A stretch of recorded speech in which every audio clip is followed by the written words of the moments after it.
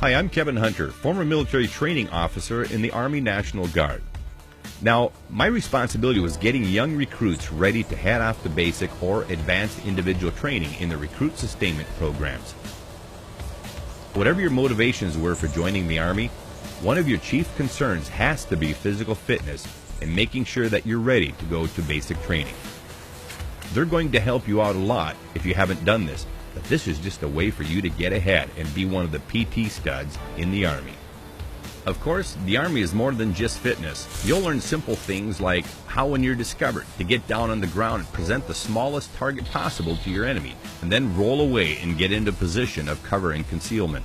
But you'll get a lot more on that later. And of course, you get to run everywhere you go in the Army, so you might as well start now. The first exercise we're going to cover is the flutter kick. It's a scissor kick with your hands under your butt, laying on the ground, and your feet scissoring from 6 inches to about 18 to 24 inches off the ground. Keep your legs nice and straight. These make the top of your quads very strong and your abdominal muscles as well. It'll help you both with your sit-ups and the run that you'll have to do for a 2-mile run later in your PT test. Get used to doing a lot of these because drill sergeants like to use these to smoke their soldiers whenever anything goes wrong. I do as many of these as 500 at a time, and I'm 47 years old, so what's your excuse? The next one is the push-up. You want to position your hands about shoulder width apart and begin doing the push-up, keeping your body nice and straight. You'll break the plane, which is a little bit easier to see from the front side here, so we'll illustrate it both ways for you. As you go down in your push-up, you want to make sure that the back side of your arms come out roughly level with the top side of your shoulders. Otherwise, your push-ups won't be counted. You'll want to work up to being able to do 80 to 90 of these in 2 minutes. Good luck. The next one is the one we commonly call the jumping jack.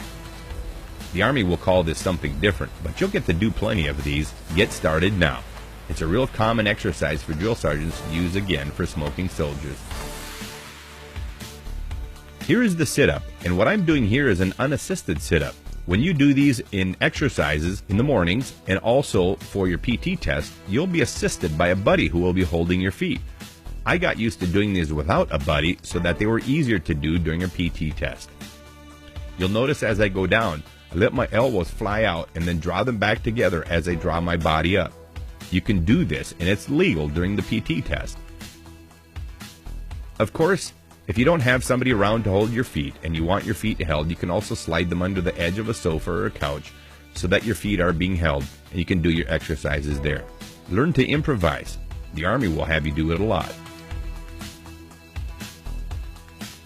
You'll also do plenty of pull-ups, and whether these are pull-ups on a bar in a single pull-up or whether you're going from monkey bars or climbing over apparatus, get used to the fact that your hands and arms need to be strong enough to support your entire body weight as you swing from one bar to the next, or, as I said, doing pull-ups. I don't have a pull-up bar in my home, so I've improvised. I use the Total Gym.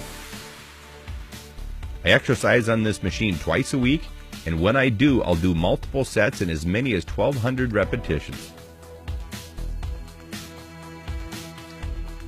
I hope this basic overview of some Army exercises was helpful to you.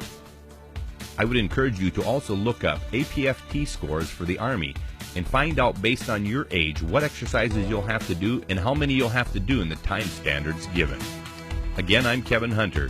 Thanks for listening.